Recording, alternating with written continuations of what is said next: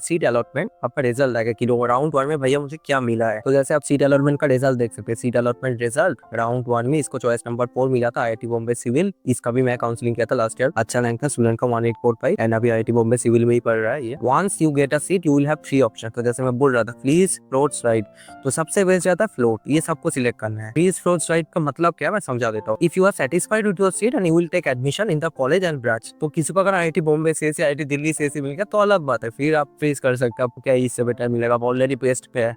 But जो लोग को बेस्ट ब्रांच नहीं मिला उन लोग वेट करिए, आपको सीट अपग्रेड होगा धीरे धीरे। एंड फ्लोट मतलब you are accepting the seat offered to you but you also want a upgrade to a higher preferred seat in any other institute. तो जैसे मैंने दिखाया आपको, मान लीजिए आपको 4th सीट अलॉट हुआ था एंड आप फ्लोट करते हैं तो ये वाला सीट आपका कन्फर्म हो गया, ये कन्फर्म हो गया। अगर आप फी पेमेंट कर देते तो ये वाला सीट सिक्योर हो गया आपका।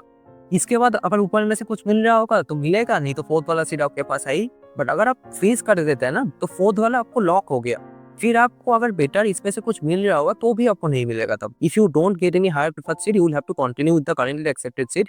If you get any higher preferred seat you can't claim the present seat back. तो ये ध्यान रखना कि अगर आपको 4th वाला चॉइस मिल गया था एंड उसके बाद आपको सेकंड वाला चॉइस मिला, अलॉट हो गया सेकंड वाला चॉइस, फिर आप 4th में वापस नहीं जा सकते। तो इसलिए चॉइस फिलिंग बहुत ज्यादा इंपॉर्टेंट है। मोस्ट प्रिफर्ड ऑर्डर में अगर रहेगा ना ये तो ऑटोमेटिक बेस्ड आपको ऊपर रहेगा। एंड स्लाइड मतलब क्या, you are accepting the seat and you want to upgrade your branch at the same. तो मान लीजिए ऐसा कुछ आपका चॉइस फिलिंग है, ठीक है, आपको 4th वाला अलॉट हो जाता है, तो आपको अगर है कि मुझे एनआईटी इलाहाबाद ही चाहिए तो फिर आप स्लाइड कर सकते हैं, तो फिर आपको सिर्फ सेकंड वाला, फिर आपको एनआईटी इलाहाबाद में ही अगर ब्रांच मिल रहा होगा तो मिलेगा, नहीं तो 4th वाला आपके पास रहेगा। तो अगर आपको ऐसा है कि मुझे यही कॉलेज चाहिए एंड इसमें मुझे बेटर ब्रांच चाहिए तो फिर आपको स्लाइड चूज करना है। बट बाकी लोग को जिनको बेटर कॉलेज बेटर ब्रांच चाहिए वो लोग सारे लोग फ्लोट चूज करें। उसके बाद आपको ऑनलाइन रिपोर्टिंग स्टार्ट करना है। तो पहले सीट अलॉटमेंट होगा, उसके बाद आपको चूज करना है फ्रीज, फ्लोट, स्लाइड। तो फर्स्ट स्टेप है आपका एक्सेप्ट द सीट, आप फ्रीज, फ्लोट, स्लाइड में से कोई चूज करते हैं, तो ये हो गया आपका स्टेप 1। तो उसके बाद आपको सीट अलॉटमेंट लेटर जरूर डाउनलोड करनी है। आपको जब आप फिजिकल रिपोर्टिंग करें ना, कॉलेज रिपोर्टिंग,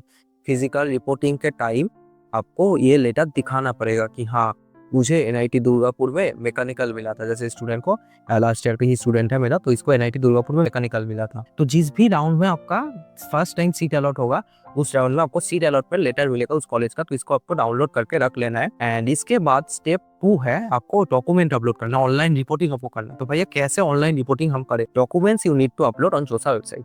फर्स्ट है आपका क्लास 10 का रिजल्ट, क्लास 12 का रिजल्ट, Aadhaar card, JEE Mains admit card, image of passbook और cross bank cheque copy and आपका मेडिकल सर्टिफिकेट। ये कंपलसरी है, सिर्फ पीडब्ल्यूडी कैंडिडेट के लिए नहीं है, ये सारे स्टूडेंट्स के लिए कंपलसरी है। मेडिकल सर्टिफिकेट कैसे बनाएंगे मैं बताता हूँ आगे। एंड फॉर्मेट आपका एनेक्स 7 में दिया हुआ है फॉर्मेट, ठीक है। कैटेगरी स्टूडेंट्स है उनके लिए कैटेगरी सर्टिफिकेट और पीडब्ल्यूडी सर्टिफिकेट। तो फर्स्ट डॉक्यूमेंट क्या मांग रहा है? Class 10 certificate having date of birth और बर्थ सर्टिफिकेट। तो इसमें आपको क्लास 10 का रिजल्ट अपलोड करना है। रिजल्ट में आपका डेट ऑफ बर्थ मेंशन होना चाहिए। अगर 10th रिजल्ट में डेट ऑफ बर्थ नहीं मेंशन है देन फिर आपको क्लास 10 का एडमिट कार्ड अपलोड करना है। ट्राई करिए बर्थ सर्टिफिकेट अवॉइड करने का, क्योंकि बर्थ सर्टिफिकेट में हो सकता है दिक्कत हो कोई, तो बर्थ सर्टिफिकेट बेटर हो आप ना अपलोड करें। क्लास 10 का कोई सर्टिफिकेट जिसमें आपका date of birth clearly mention हो ऐसा आपको अपलोड करना पड़ेगा। मोस्टली स्टूडेंट्स का क्लास 10 रिजल्ट में ही डेट ऑफ बर्थ होगा। सेकंड है क्लास 12 का रिजल्ट, इधर आपको अपलोड करना है। पीडीएफ का साइज भी आप देख सकते हैं 500 KB के आसपास आपका मैक्सिमम साइज है, तो उससे कम आपको पीडीएफ बनाना पड़ेगा। नेक्स्ट है जैसे स्टूडेंट का ओबीसी एनसीएल कैटेगरी था तो स्टूडेंट के लिए कैटेगरी सर्टिफिकेट, जनरल वालों को ये वाला डॉक्यूमेंट नहीं चाहिए। नेक्स्ट है भैया स्टेट ऑफ एलिजिबिलिटी प्रूफ क्या है?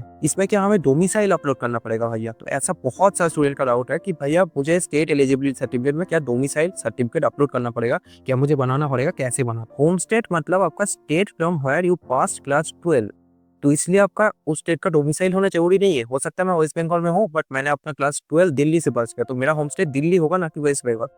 तो जो भी स्टेट से आपने अपना क्लास 12 पास किया वो आपका होम स्टेट हुआ। एंड इधर भी आपको क्लास 12 का रिजल्ट ही अपलोड करना है। एंड उसके बाद आपको 5th डॉक्यूमेंट अपलोड करना है मेडिकल सर्टिफिकेट। ये कैसे बनाना है मैं बताता हूँ आगे। नेक्स्ट बात करते हैं भैया मेडिकल सर्टिफिकेट कैसे बनाना है। तो ये वाला फॉर्मेट आपको जोसा के वेबसाइट पे मिल जाएगा, नहीं तो आप हमारे टेलीग्राम चैनल ज्वाइन कर सकते हैं, ठीक है। टेलीग्राम में गौरव रॉय एनआईटी डीजीपी आप सर्च करिए, टेलीग्राम पे गौरव रॉय एनआईटी डीजीपी, नहीं तो आपको नीचे लिंक मिल जाएगा, उसको सर्च करिए। आपको ये फॉर्मेट मैं उधर डाल दूंगा, तो उधर से पीडीएफ डाउनलोड करके उसको प्रिंट करा दे, फिल करना। ये कोई जनरल फिजिशियन से से, घर के आसपास बैठते होंगे, आपका ज्यादा नहीं लेते वो लोग, आपका 150-200 लेते हैं, आपका बॉडी चेकअप भी हो जाएगा एंड आपका ये भी बन जाएगा। चीज आपको ध्यान रखना है कि आपका डॉक्टर का नेम होना चाहिए विद स्टैम्प एंड उनको एक रजिस्ट्रेशन नंबर होना चाहिए। ऐसा नहीं कि कोई भी डॉक्टर हो, डॉक्टर ही नहीं है, खोल दिया अपना क्लिनिक उसमें चला रहा है, तो ऐसे डॉक्टर से नहीं होगा। उनका रजिस्ट्रेशन नंबर होना चाहिए, जैसे इस डॉक्टर का आपको देख सकते हैं रजिस्ट्रेशन नंबर है एंड उनका साइन होना चाहिए, उनका स्टैम्प भी होना चाहिए। उसके बाद स्टेप 3 क्या भैया, तो स्टेप 3 है पे द सीट एक्सेप्टेंस फी। तो सीट एक्सेप्टेंस फी आपको पेमेंट करना होगा डॉक्यूमेंट अपलोड करने के बाद। तो जनरल ईडब्ल्यूएस ओबीसी के लिए सीट एक्सेप्टेंस फी है 35,000, एससी एसटी पीडब्ल्यूडी के लिए फीस है 15,000 and if you don't pay SF your seat will be cancel. ये आपको ध्यान रखना है। अगर आप पेमेंट नहीं करते इसका मतलब जोसा वाले समझते हैं कि आप सीट लेने में इंटरेस्टेड नहीं है, आपका सीट पूरा सीधा सीधा कैंसिल कर दिया जाएगा, चाहे आप डॉक्यूमेंट अपलोड करें। बट अगर आप पेमेंट नहीं करेंगे, आपका डॉक्यूमेंट चेक ही नहीं करेंगे वो लोग। तो जोसा वालों का सिस्टम है पहले पेमेंट उसके बाद चेक, तो सब लोग वैसे ही काम करते हैं, पेमेंट मिलेगा फिर काम होगा, आपका जो फीस होगा ना कॉलेज फर्स्ट सेम फीस में एडजस्ट हो जाएगा। तो जैसे आप देख सकते हैं भैया क्या सीट एक्सेप्टेंस फी एडजस्ट होगा, गूगल वालों से पूछ सकते हैं, तो गूगल वाले बोल रहे हैं जेमिनी जोसा seat acceptance fee will be adjusted against your college fees. उसके बाद स्टेप 4 है रिस्पॉन्ड टू क्वेरीज। तो जैसे ही आप पेमेंट करेंगे उसके बाद जोसा वाला एक्टिव हो जाएंगे, आपका डॉक्यूमेंट चेक करने लग जाएंगे कि हाँ इसने पेमेंट कर दिया, इसका डॉक्यूमेंट चेक करो, देखते हैं कि सही है कि नहीं। तो डॉक्यूमेंट जब आप चेक करेंगे ना, तो स्पेशली जो कैटेगरी स्टूडेंट्स होता है उनका सर्टिफिकेट में कभी कभी दिक्कत आता है, तो क्वेरी रेज करेंगे वो लोग कि आपका डॉक्यूमेंट चेक करके उनको लगा कि हाँ कुछ चीज सही नहीं है। जैसे मैं दिखाता हूँ, इधर आप देख सकते हो क्वेरी रेज्ड, जैसे क्लास 12 का सर्टिफिकेट इसने अपलोड कर दिया था डिजी लॉकर वाला। तो ऐसा बहुत बार होता है कि अगर आप डिजी लॉकर से डायरेक्ट डाउनलोड करके डाल देंगे तो लोग एक्सेप्ट नहीं करते। मैक्सिमम लोग को स्कूल से रिजल्ट मिल गया तो वो वाला रिजल्ट आपको अपलोड करना है, नहीं तो अगर डिजी लॉकर वाला अपलोड कर रहे हैं तो उसमें स्कूल का प्रिंसिपल का साइन होना चाहिए, तब जाकर वेरीफाई होगा। तो ऐसे क्वेरी रेज करते हैं जो सवाल है, तो इसमें ओपन करके आपको फिर करेक्ट डॉक्यूमेंट अपलोड करना है, उसके बाद फिर से वो लोग वेरीफाई करेंगे एंड अगर सही हुआ देन फिर आपका वैलिड ये वाला साइन इधर भी आ जाएगा, ये भी वैलिड हो जाएगा। तो भैया हम कैसे समझेंगे हमारा डॉक्यूमेंट वेरीफाई हुआ है कि नहीं? तो देखिए जैसे ही आप पेमेंट करेंगे ना, आपका ये लिखा दिखाएगा इधर इंस्ट्रक्शंस फॉर सीट एलोकेशन में, आपको ये दिखाएगा document verification is under process. जैसे ही आप पेमेंट करेंगे एंड जब आपका वेरिफिकेशन हो जाएगा तब आपको इधर से इसका इंस्ट्रक्शन में चेंज देखने को मिलेगा, verified and seat confirm kindly download the document verification come seat acceptance data. तो ये इंस्ट्रक्शन जब आपका आएगा इसका मतलब आपका सीट कन्फर्म है, आपका सिलेक्शन हो गया, आप आईआईटीएन एनआईटीएन बन चुके हैं। तो जब तक ये इंस्ट्रक्शन में नहीं दिखाता कि वेरीफाइड एंड सीट कन्फर्म, तब तक आपका सीट नहीं हुआ है, डॉक्यूमेंट वेरिफिकेशन अंडर प्रोसेस वाला चेक करते रहिए, हो सकता है क्वेरी रेज हो। तो और एक कॉमन डाउट है भैया, what if I can't provide EWS certificate और कैटेगरी सर्टिफिकेट। तो मैं अगर सर्टिफिकेट नहीं बना है, मैं पहले भर दिया था भैया कि ईडब्ल्यूएस बन जाएगा इसलिए मैं भर दिया, बट अभी नहीं बन रहा है, तो क्या करे, मेरा क्या सीट नहीं मिलेगा, मुझे क्या होगा, कैसा क्या करे? Don't worry, your candidate will not be cancelled, you will be considered a general candidate for further round of counselling. तो अगर आप ईडब्ल्यूएस ओबीसी एससी एसटी कोई भी कैटेगरी से हो,